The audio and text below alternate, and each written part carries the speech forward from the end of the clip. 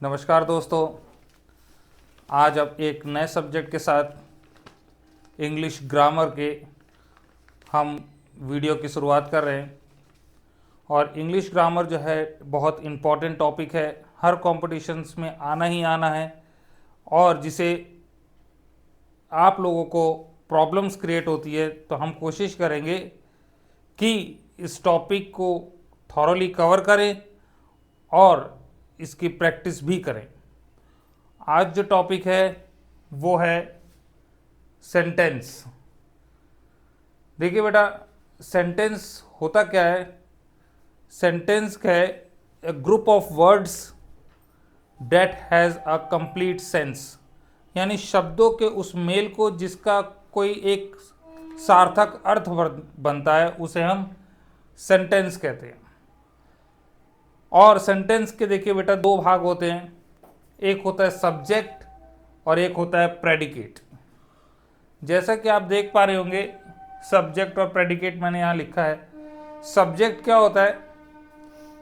Subject sentence के अंदर वो भाग होता है जिसके बारे में उस सेंटेंस में कहा जा रहा है, उसे हम कर्ता भी कहते हैं। तो सब्जेक्ट मेन भाग होता है जिसको हम मेन वर्ड या हेड वर्ड भी कहते हैं, जिसके बारे में बात हो रही है। प्रेडिकेट क्या होता है? उस सब्जेक्ट के बारे में जो कुछ भी बात कही जा रही है सेंटेंस में, उसे हम प्रेडिकेट कहते हैं, जिसे हम हिंदी में विधेय कहते हैं। तो इस तरीके से हम देख पा रहे हैं कि सब्जेक्ट सेंटेंस के दो भाग हुए, सब्जेक्ट और प्रेडिकेट। अब आप ये देख रहे हैं बेटा, सब्जेक्ट को मैंने दो भागों में बांट दिया। ये एक चार्ट है, इसका स्क्रीनशॉट आप जरूर ले लीजिएगा, क्योंकि इससे आपको बहुत हेल्प मिलेगी। सारी चीजें एक ही जगह पे लिख दी गई हैं। रिवीजन करने में, याद करने में, समझने में, तीनों में ये आपके लिए बहुत ही हेल्पफुल रहेगा। सब्जेक्ट को देखो तो बेटा दो भागों में बांटा, एक है क्वालिफायर, एक है मेन वर्ड या हेड वर्ड। क्वालिफायर को बेटा देखो तीन भागों में बांटा गया, डिटरमिनर, एडजेक्टिव और एडजेक्टिवल फ्रेज। देखिए, मेन वर्ड या हेड वर्ड का मतलब वो शब्द होता है जो कि मेन है सेंटेंस के अंदर, जो कि नाउन भी हो सकता है, प्रोनाउन भी हो सकता है। इसके अलावा देखिए इन्फिनेटिव भी हो सकता है, टू प्लस वर्ब की फर्स्ट फॉर्म जिसे बोलते हैं। जिरंड भी हो सकता है, वर्ब की फर्स्ट फॉर्म प्लस आईएनजी। और इट और देयर भी हो सकता है किसी भी सेंटेंस में मेन वर्ड या हेड वर्ड। और यदि उसके आगे कोई एक और वर्ड आ जाए तो उसे हम कहेंगे बेटा डिटरमिनर। क्या कहेंगे? डिटरमिनर। उस डिटरमिनर में क्या होता है? या तो आर्टिकल हो सकता है, ए एंड द, या डेमोन्स्ट्रेटिव वर्ड हो सकता है, डेमोन्स्ट्रेटिव प्रोनाउन भी हो कहते हैं जिसे हम, जैसे दिस, दैट, दीज, दोज, ये डेमोन्स्ट्रेटिव होते हैं। ये वर्ड्स हो सकते हैं। और उसके अलावा पजेसिव वर्ड्स है, जैसे माई, आवर, योर, हिज, हर, ये सारे पजेसिव वर्ड्स है, जिसमें पजेसिव का क्या मतलब होता है? अपना अधिकार बताने की बात हो रही हो। ये वर्ड यदि मेन वर्ड के पहले हैं तो ये डिटरमिनर करेंगे। इसके अलावा क्वांटिफायर, क्वांटिफायर मतलब जिसमें क्वांटिटी, कोई ना कोई संख्या जैसी लगभग शो हो रही हो, जैसे सम हो गया, मच हो गया, लिटिल हो गया। ये सारे बेटा क्वांटिफायर्स में आते हैं। फ्यू हो गया, सेवरल हो गया, ऑल हो गया, ईच हो गया। यदि ये सेंटेंस में यदि मेन वर्ड के पहले है एक वर्ड, एक शब्द, तो वो आपका डिटरमिनर कहलाएगा। इसी के में आता है नंबर्स में, जैसे 1 2 3 4 5 6, जितने भी एक नंबर्स है, यदि ये भी आ रहा है मेन या हेड वर्ड के पहले एक शब्द है, तो ये सारे डिटरमिनर कहलाएंगे। ये तो मेन वर्ड या हेड वर्ड के आगे दो शब्द हैं, दो वर्ड्स हैं, तो बेटा जो मेन वर्ड होगा या हेड वर्ड होगा उसके जस्ट पहले एडजेक्टिव होगा। एडजेक्टिव आपको मालूम है किसी भी चीज की विशेषता बताता है, किसी भी नाउन या प्रोनाउन की या इन्फिनेटिव की विशेषता जो बताएगा वो आपका क्या कहलाएगा बेटा, एडजेक्टिव विशेषण।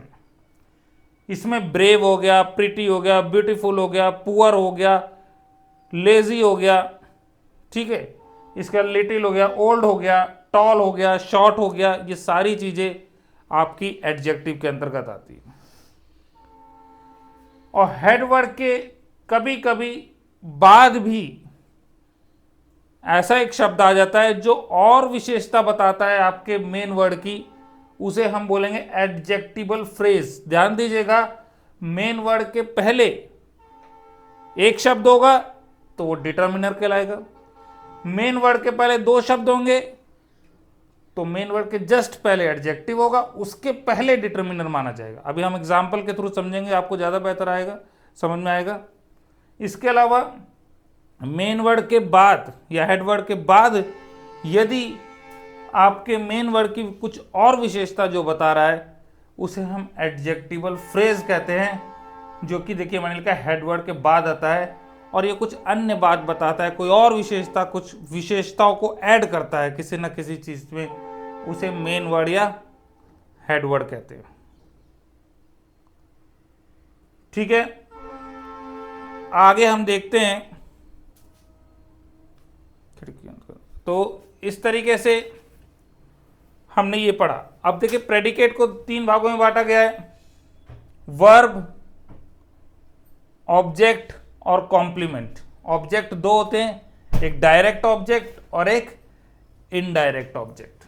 ठीक है बेटा, मेनली ज्यादातर डायरेक्ट ऑब्जेक्ट तो नॉन लिविंग थिंग, और इनडायरेक्ट ऑब्जेक्ट जो व्यक्ति या वस्तु होते हैं उसे हम डायरेक्ट ऑब्जेक्ट कहेंगे, और कोई मनुष्य या जानवर हो, कोई जिसमें जान हो, उसे हम इनडायरेक्ट ऑब्जेक्ट कहते हैं। इस प्रेडिकेट के पोर्शन को हम दूसरे वीडियो में कवर करेंगे, वरना वीडियो बहुत बड़ा हो जाएगा। जैसा मैंने आपको यहां समझाया, इसी को हम एग्जाम्पल के थ्रू इसको देखेंगे। देख सकते हैं, यहाँ सब्जेक्ट है, यहाँ क्वालिफायर है। मैंने बताया क्वालिफायर में तीन चीज, डिटर्मिनर और एडजेक्टिव। देखिए यहाँ पे मैंने डिटर्मिनर लिखा है या एडजेक्टिव लगा है, और उसके बाद हेडवर्ड है। हेडवर्ड में नाउन हो सकता है, प्रोनाउन हो सकता है, जैसे मैंने बताया जिरेंड हो सकता है, इन्फिनेटिव हो सकता है, इट और देयर। इट और देयर से भी बेटा सेंटेंस यूज होता है। इट जो और इट, इनको डमी सब्जेक्ट कहते हैं। डमी मतलब ये सब्जेक्ट की तरह होते नहीं है पर इन्हें दिखाया जाता है, इट और देयर। इट जो होता है वो न्यूट्रल होता है, मतलब ना वो मेल को बताएगा ना वो फीमेल को बताएगा, ये न्यूट्रल होगा। जैसे इट रेन्स, तो इट रेन, रेन यानी बारिश ना तो मेल है ना फीमेल है, वो एक न्यूट्रल बात कह रहा है कि बारिश हो रही है। तो इट रेन्स, इट से शुरू हो रहा है सेंटेंस, इसका मतलब ये क्या है, एक तरह से आपका डमी आपका सब्जेक्ट है।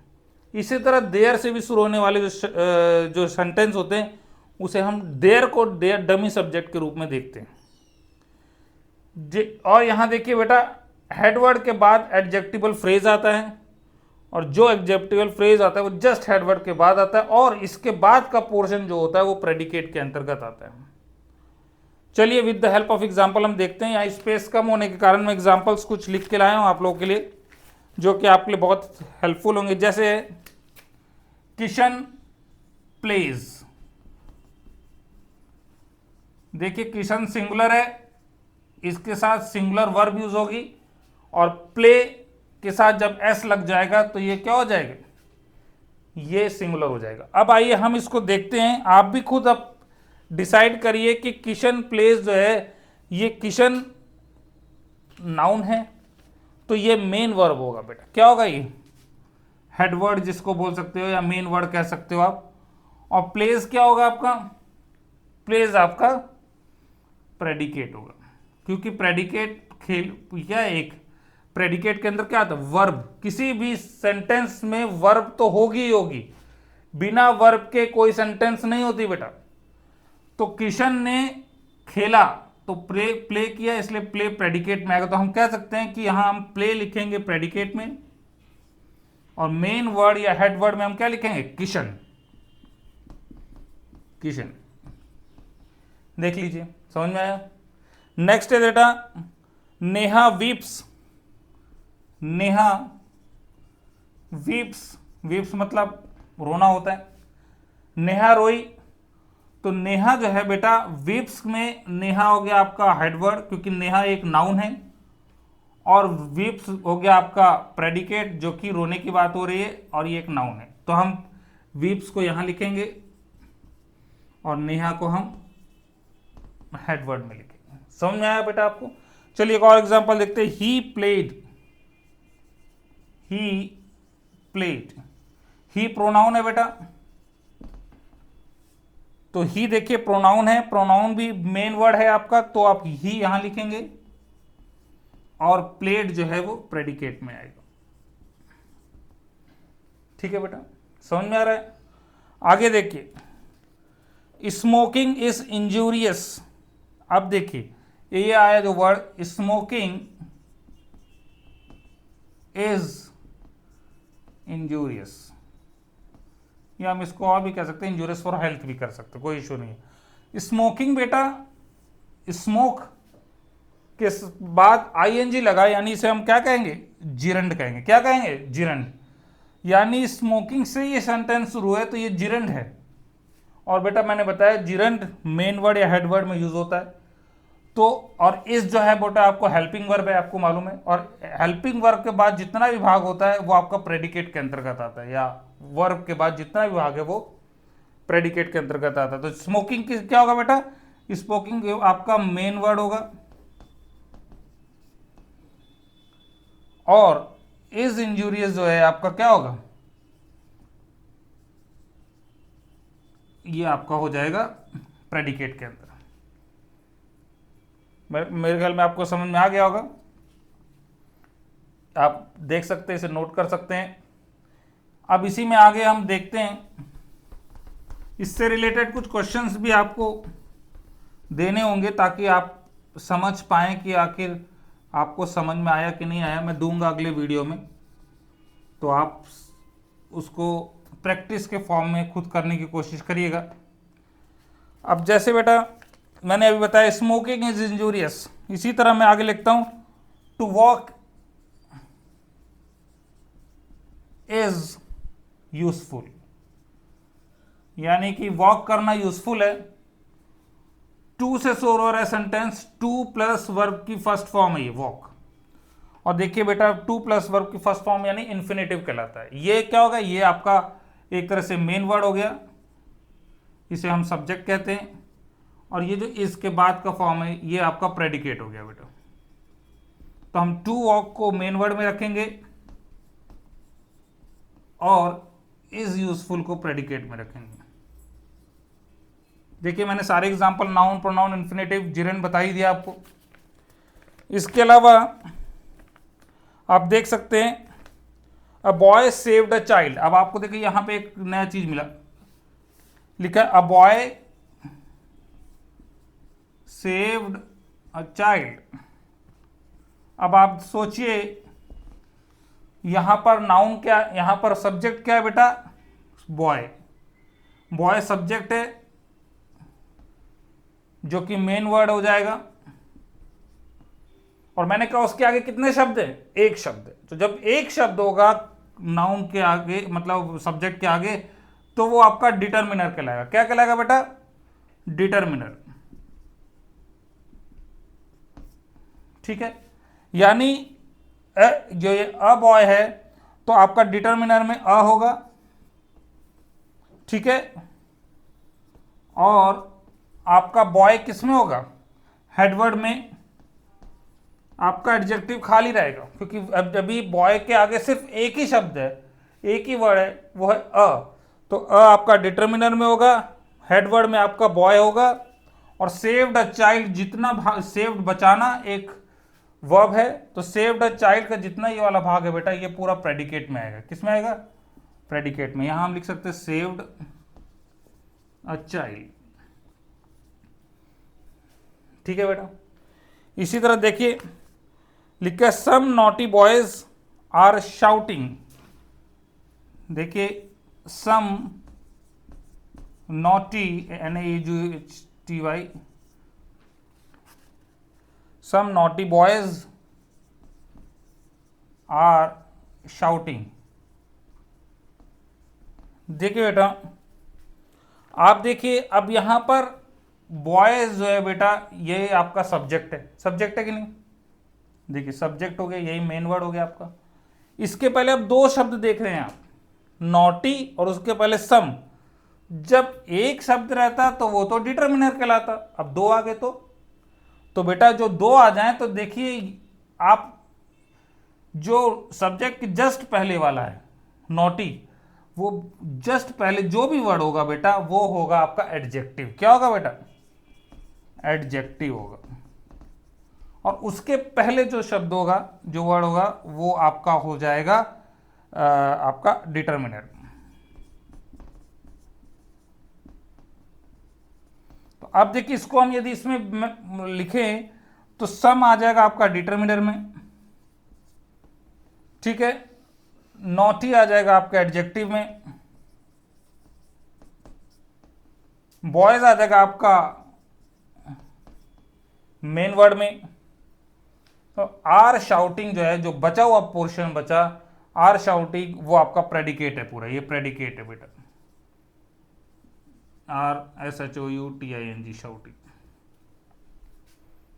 समझ में आया बेटा? अब देखिए एक और एग्जाम्पल देते हैं हम, जो कि लास्ट एग्जाम्पल है। इसके बाद आप लोग कुछ क्वेश्चंस नेक्स्ट वीडियो में ज़रूर दूंगा आपको, तो वो आप खुद करके कमेंट बॉक्स में ज़रूर लिखिएगा आंसर्स, ताकि इंटरेक्टिव क्लास बने रहे। इंटरेक्टिव मतलब जब हम पढ़ा रहे हैं तो आप भी कुछ उसका आंसर देंगे, तभी भी समझ में आएगा कि आप कितना सीरियसली किसी चीज़ को पढ़ रहे हैं और समझ पा रहे हैं। देखिए डैट लिखा है, that beautiful child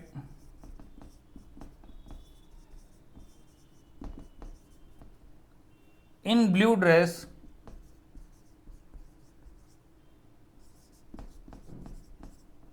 is smiling. आइए आपके लिए ये वाला एक एग्जाम्पल और हेल्पफुल हो जाएगा। अब आप देख रहे हैं बेटा, यहां पर आपको सब्जेक्ट क्या दिख रहा है?